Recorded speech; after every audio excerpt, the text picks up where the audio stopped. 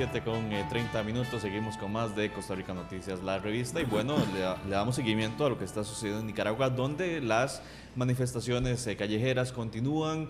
Un tema, doña Laura, que ya trascendió mucho más allá en cuanto a la protesta y las exigencias de grupos sociales y manifestantes allá en Nicaragua, más allá del tema del seguro social, más allá de las pensiones. Y bueno, el día de ayer conversamos, doña Laura, con Antonio Barrios, que ya nos acompaña el día de hoy, analista internacional. Don Antonio, y pues continúan las protestas, hay una mesa de negociación, pero ya hay una solicitud muy fuerte de parte de los manifestantes de no solamente tocar esos temas, sino también hablar incluso de la salida de Daniel Ortega al poder. Buenos días. Sí, buenos días y gracias por la invitación. Sí, de hecho, a pesar de que hay condiciones, porque la Iglesia Católica Nicaragüense ayer manifestó tener anuencia porque hace 5 o 6 días, hace prácticamente aceptar una semana, el diálogo para mediar. No estaban aceptando ser Mediar. parte mediadora por la represión y por la cantidad de muertos y incluso por la reticencia del mismo Ortega de negociar, porque incluso hasta el mismo Ortega ponía condiciones para el diálogo, condiciones de las cuales él,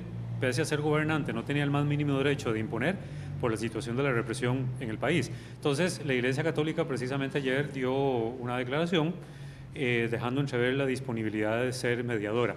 Si recordamos un poco, el papel que la Iglesia Católica en Nicaragua ha jugado ha sido muy relevante, porque recordemos desde la época de Somoza. Perdón, Antonio, nada más para quienes nos siguen por 13 Costa Rica Televisión, esas son las imágenes de lo que fue la vigilia anoche, reclamando por los universitarios asesinados por las protestas.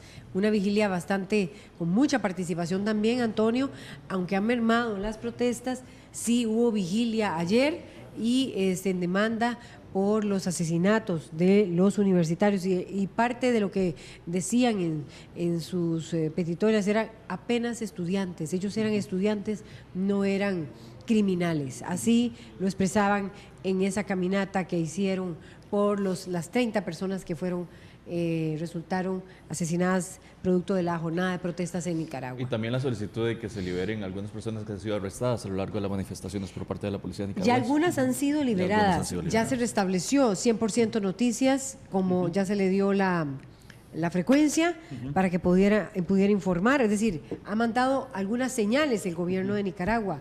Lo que pasa es que esas señales fueron tardías porque en un país que se autodeclara un país de derecho, pese a la situación que puede ocurrir a lo interno, no se tiene por qué censurar a los medios. Y sin embargo, ese fue uno de los mecanismos que Ortega utilizó para censurar a los medios. Como lo dije ayer en la intervención de ayer, es el esquema característico que utilizó también el sandinismo en la década de los 80 para censurar constantemente a la prensa, tildándola de un instrumento del imperialismo, producto de toda aquella situación característica de Guerra Fría, y por tanto lo que está haciendo Ortega ahora, o lo que hizo, fue simplemente volver al pasado, censurando los medios de comunicación porque estaban cubriendo, como debe ser, lo que estaba ocurriendo dentro de Nicaragua. Obviamente eso solamente es posible en gobernantes o en gobiernos que han demostrado tener características autoritarias, porque un gobierno democrático, pese a no estar de acuerdo por lo que sea, simplemente permite que los medios informen lo que se crea que se debe informar, incluso a nivel internacional, como ya es consabido de que esto ha trascendido fronteras y hay preocupación a nivel internacional sobre lo que está ocurriendo en Nicaragua. La pregunta es, las manifestaciones que se dieron abrieron las grietas para al régimen de Ortega, es decir, vean interesante, estoy leyendo una crónica del diario El País que me pasó el colega Fernando López, vean qué interesante cómo encabeza esto el diario El País. Termina la gran manifestación del lunes que iba hacia la Universidad Politécnica de Nicaragua, que fue el bastión de la resistencia estudiantil, Antonio. Sí, la Politécnica, y ahí los manifestantes comienzan a dispersarse y un grupo de jóvenes le prende fuego en la céntrica rotonda a la Virgen, le prende fuego al árbol de la vida, una de las grandes esculturas de metal. Cuando empieza a desplomarse esta estructura, y por eso quiero tu análisis, una hora después se desploma con hondo ruido sobre el suelo, hay júbilo, abrazos y baile por parte de los nicaragüenses. Ellos están entonces sintiendo, comprendían que se podía lograr lo que hasta hace poco parecía imposible, retar al poder autoritario del comandante Ortega hasta conseguir que perdiera el control de las calles. ¿Es esto cierto? ¿Lo ves así, Antonio Barrios? ¿Se resquebraja de alguna manera? Sí, es inevitable. Ortega no puede decir de que su gobierno o su régimen se mantiene tal cual. Este tipo de protestas o este impacto que ha tenido esta situación social dentro de Nicaragua y los apoyos que incluso ha tenido a nivel internacional, por lo menos, al menos desde el punto de vista de la solidaridad, ante esta situación, obviamente se resquebraja. Es decir, si él denomina que él es el heredero del sandinismo, de todas maneras el sandinismo ya estaba resquebrajado cuando pierden las elecciones en 1990, en donde hay un sector con una visión muy dura, un ala muy dura del sandinismo que va a ser encabezado, por supuesto, por Daniel Ortega y Tomás Borge, que ya incluso falleció. Tomás Borge fue de los fundadores del Frente Sandinista en la década de los 60, pero el sandinismo ya ha venido en una situación de resquebrajamiento desde que perdieron las elecciones en 1990. Y eso generó dos grupos: el sandinismo del ala dura que encabeza Daniel Ortega, incluso todavía en este momento, y el movimiento de renovación sandinista, que va a ser encabezado por otros líderes del antiguo directorio nacional en Nicaragua, encabezados por Dora María Telles, Moisés Hassan y otros con una visión más suave de lo que es el sandinismo, que buscaban propiciar de alguna forma que para la sobrevivencia del sandinismo en ese entonces había que buscar espacios de diálogo para hacer prevalecer al sandinismo como una opción muy importante que jugó un papel determinante en la historia de Nicaragua. El problema es que esta ala dura de Ortega, que es el que está precisamente en el gobierno en este momento, esto va a tener un resquebrajamiento todavía mayor porque él no sabe cómo responder a los requerimientos y a las demandas de la sociedad, de la cual él nunca esperó tener que enfrentarse. Y él se creyó muy fuerte, muy sólido, y esto lo ha puesto definitivamente en jaque. No tal vez en jaque mate, pero si no hace lo que se pide, puede llegarle el jaque mate, y eso significa la renuncia. Decía justamente un editorial de un diario nicaragüense el día de ayer: ¿Ortega tiene que irse por las buenas o va a terminar yéndose como Somoza? ¿Es así? Sí, sí, a ver, todo depende del diálogo. Sí, es decir, Ortega puede sufrir lo que él, cuando era guerrillero, hizo contra Somoza, que el lema en aquel entonces era o irse por las buenas, por las malas, la cárcel o la muerte. Entonces, porque esos eran los 4 pilares que el sandinismo en aquel entonces utilizaba para darle el mensaje a Somoza cuando luchaban como insurgencia sandinista. Entonces, Ortega en este momento está enfrentando la furia, la ira, la incertidumbre, la molestia de la gente, y ahora puede estar sufriendo en carne propia y puede estar teniendo temor de que le pueda llegar a ocurrir lo mismo que a Somoza le ocurrió en el pasado.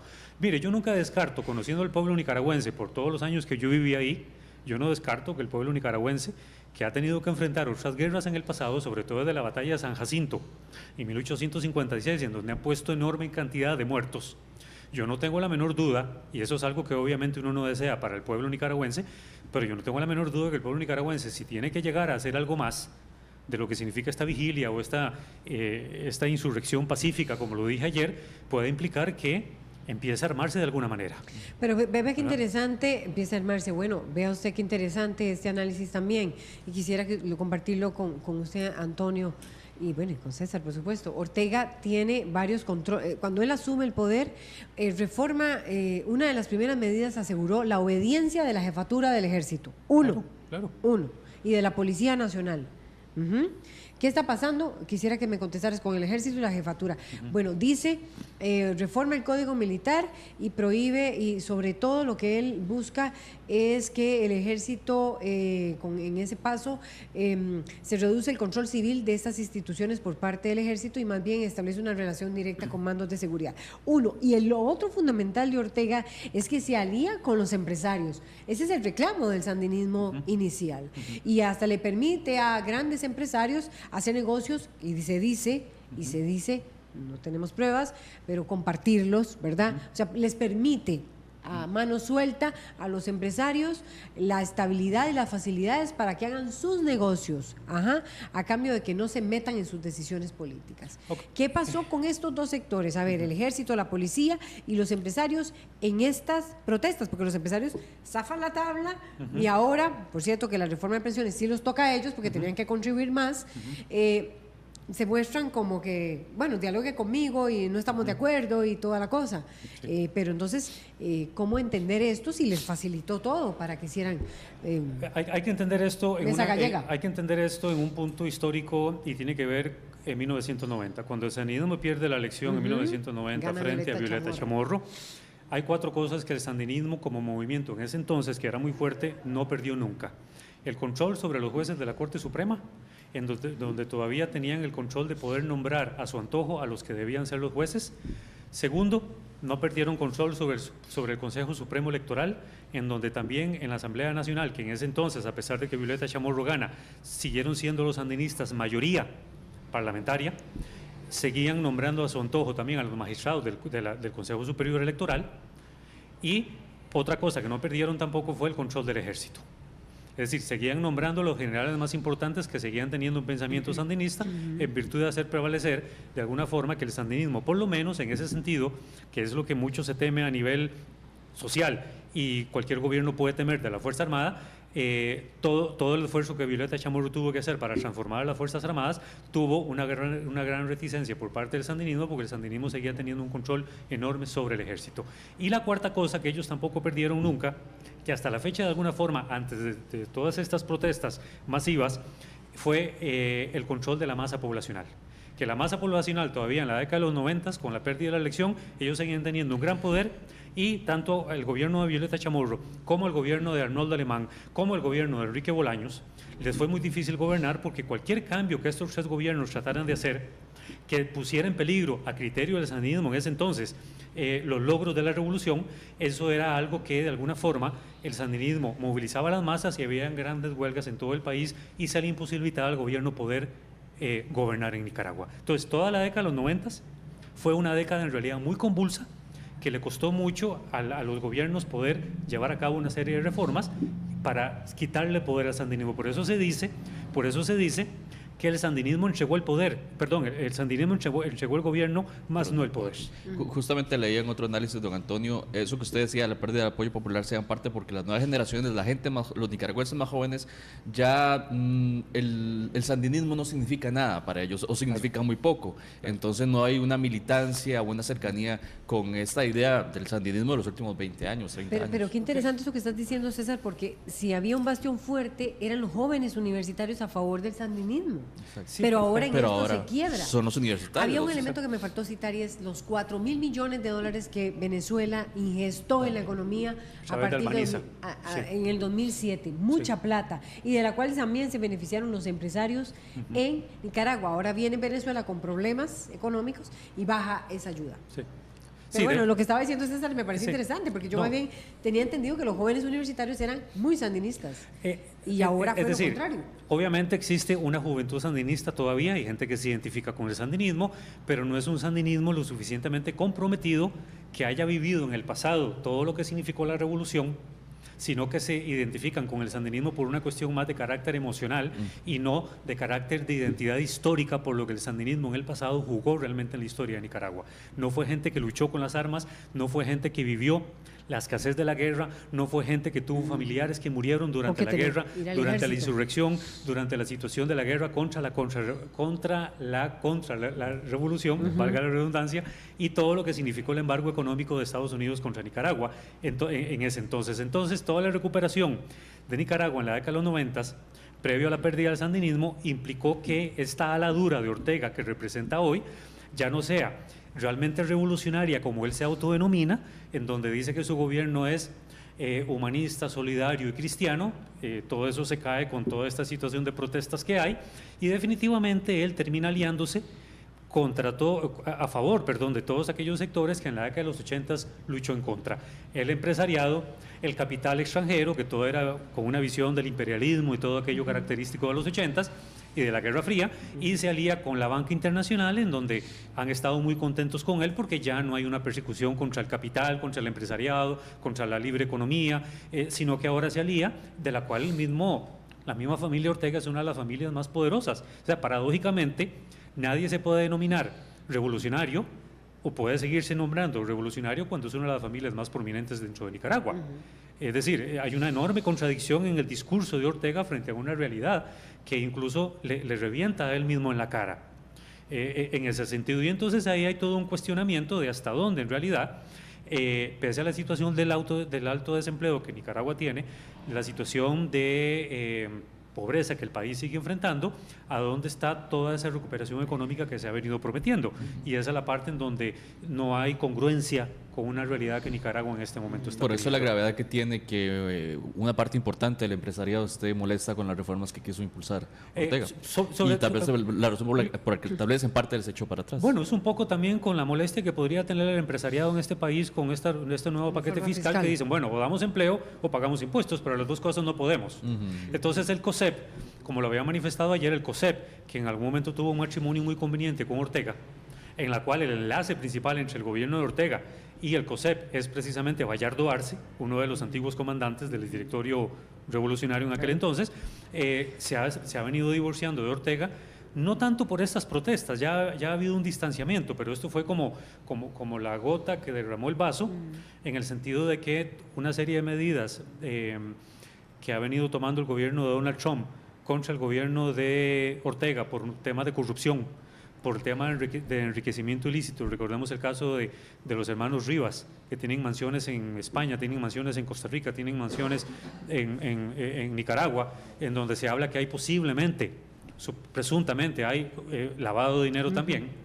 Ha venido el gobierno de Trump aplicando una serie de medidas para cortar la ayuda, cortar la inversión, y el COSEP tiene temor que por estar aliado con Ortega pueda haberse afectado también en esto que puede recibir de Estados Unidos si más bien termina separándose o divorciándose de Ortega. Entonces, hay sin duda, y yo no tengo la menor duda, que estas medidas externas que han venido aplicando contra el gobierno de Ortega sean también parte de una estrategia para debilitarlo de alguna forma también.